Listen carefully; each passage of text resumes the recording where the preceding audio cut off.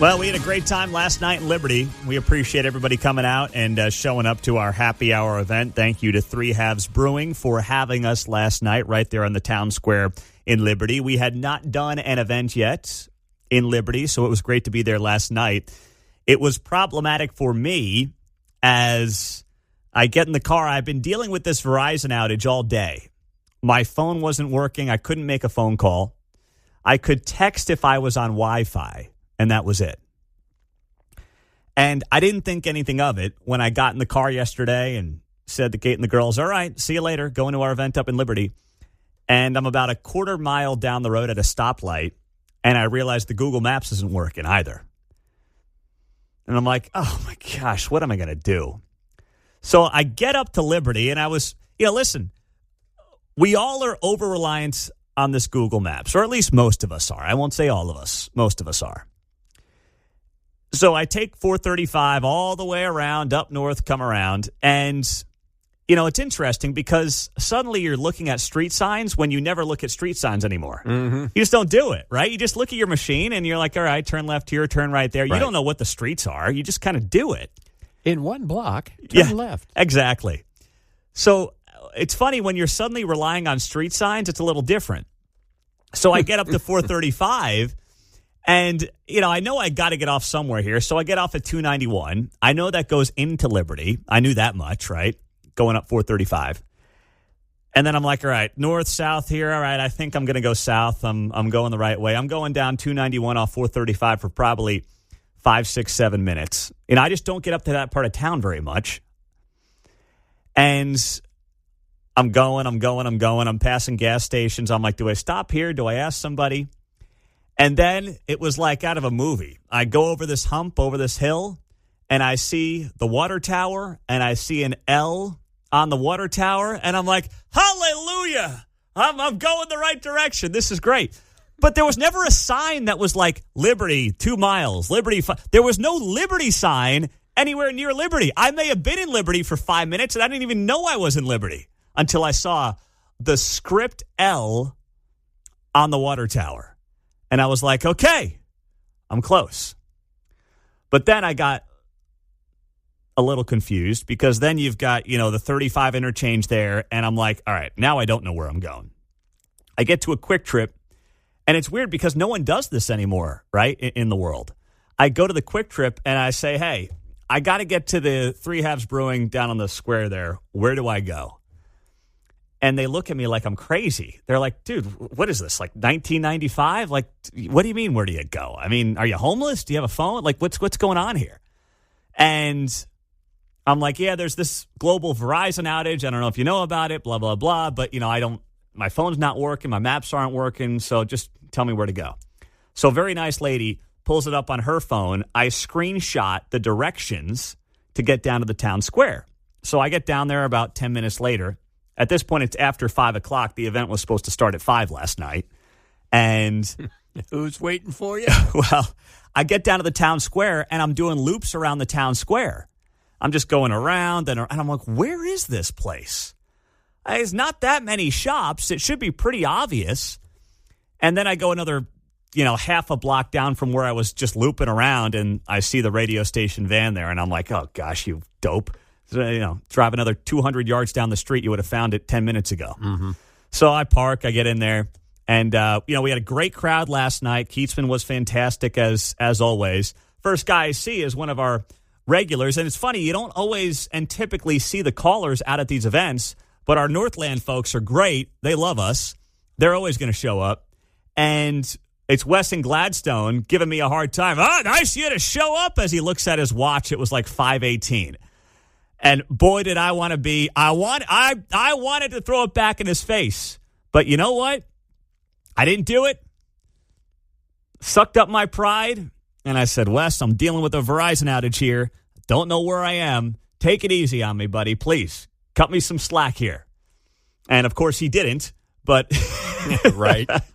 In that West man. Oh, yes, exactly right. But it turned out to be a great night. But I was thinking about this as I was going there and driving home. And, getting home was much easier. Appreciate a good friend, Rick Smith, kind of guiding me to 35 coming back the other way. And 35 was obviously just a much easier straight shot. But we are so reliant on this thing.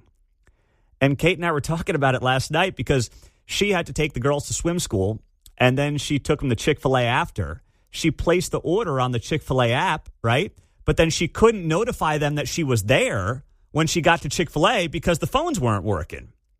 So she orders food, and then she's got to go to Chick-fil-A and explain, hey, I've got this Verizon outage. I can't tell you that I'm here to pick up the food. Can you help me out?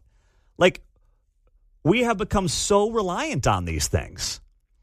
And I was thinking about it from 15 years ago when I got my first full-time radio job. I drove from the New York City area to Woodward, Oklahoma, which is western Oklahoma, middle of nowhere for most people, 10,000 people in that community. Amazing people, amazing community. But, I got 2,000 miles with just a sheet of paper that had directions on it. That was it, right? I mean, it was not technically pre-smartphone. I just didn't have a smartphone. So I wrote down directions on a piece of paper, and I got myself 2,000 miles. Now it's interstates, so it's a little different. But still, I got myself 2,000 miles with a piece of paper. America is covered with markers for you to follow if you know how to read them. Well, and that gets me to my next point. I am not used to looking at signs anymore. Right. And I do think that it's kind of like one of those skills that if you hone the skill, you just get better at it like anything else, like kind of getting a feel for where you have to go and where you need to be. And none of us do it anymore. I don't know. Lifelong residents will tell you to go down there and then turn by the Milgrams. Milgrams closed 50 years ago. Well, hold on. The lady last night at Quick Trip, she goes, go down to the Hawaiian Brothers and make a left. I'm like, lady, I don't know where I said, with all due respect, I don't know where I am. I can't just be looking for the Hawaiian Brothers and make a left. Yeah. I need you to help me out a little bit more. If you were going to Hawaiian names. Brothers, that'd be great. Yeah, yeah, exactly right. So it's different, but it's that skill that none of us use anymore. Reading street signs, having a feel for what direction you need to be going, where things are. And we're so accustomed to just plugging it in. Yeah. And I was guilty of that. And I realized that skill that you develop over the years. I mean, when I got my first car in Florida, my parents were living in Florida. I drove it back up to college at 19 years old. And I did it once again. Pre-phone, piece of paper, go up 95, go here, go there, and away you go. I wouldn't feel I would feel naked trying to do that now without the phone, John. I was on the street just the other day, and I didn't know which one I was on, so I'm trying to read the street signs as I go by, but they're parallel to how I'm traveling, but I'm going like 40, and I can't read them. I'm like, crap. Yeah. I'm 76, 78. I know the number streets, but I can't tell which one I'm on because I was looking for my way around. So, that's even funny. when you have the skill. Yes, even when you have it. It's not what it used to be because you just you've got the safety net. That's the thing. You have the safety net. I have chased points around on the GPS. I was looking for an ATM in my area, and it showed me that it was inside of McAllister's at one time. And I go, I've been in there. I've never seen it. Okay. It's not there. And so when I'm standing in McAllister's where it's supposed to be, it's now telling me it's up at the Price Chopper. Yeah. It's not in Price Chopper. It's on Blue Ridge behind that, a block behind it. So the X that I was chasing kept moving on my GPS. Well, John blaming technology, if you know him, is nothing new. So I need to get the other side of that story. But you're right.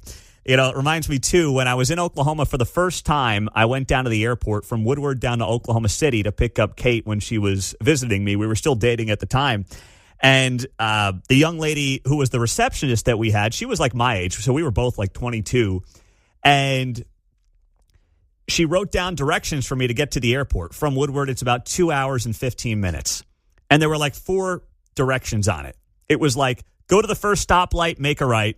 Go to the second stoplight and make a left on Interstate 40, and then take exit 350 or whatever to go to the airport, Will Rogers Airport down in Oklahoma City. And I'm like, how are there 3 steps of directions to go 2.5 hours? I love that simplicity. And she goes, trust me, you'll be fine. And that first street light was 70 miles down the road. Oh, there you go. 70 miles from Woodward to... Oh, gosh, I don't know what the town was. I wish I remember it. Not Shattuck, not Winoka. I don't know. One of the towns. Make the right, go down to Interstate 40, make the left, go another 30 minutes, take the exit, you'll go to the airport. I'm like, that I could understand. That was simple, but those days are gone now. Even that I would probably screw up today. It's crazy. Silva's Taqueria in Grandview closed, but they had another location. It's on 18th Street. Cool. Put it in the GPS. Let's go down there. I love to make my GPS go, recalculating. Because it's well, the end of the story is that Silva's is a food truck that moves. And I'm driving down and it's telling me, turn around. And I turn that thing off. Yeah, well, that's the most John Anthony thing I've ever heard. I do know where I'm going. On the text line, Pete, you should have done it the old-fashioned way, rolled down the window, asked the guy next to you. That's how you get shot today, okay? Yeah. You can't do that stuff anymore. No. Let's be honest. You can't do it anymore. Someone's going to call the police on you if nothing else. So you seem like a crazy person you do that these days. But we have lost something in this country by not having that being part of our just everyday life. No, I insist on getting the physical address as the endpoint. I'll work backwards from there. Yeah. Well, it took me a little time last night. I've driven through the middle of nowhere, Iowa, with a GPS that said I was driving through a field when I was on a highway. And so trying to get back onto the highway from there, it was a little confusing, but I made it. You made it, Mark. That's what matters. Recalculating. And I made it last night, and that's what matters. And we appreciate everybody showing out and showing up. We had a great time. Really great time.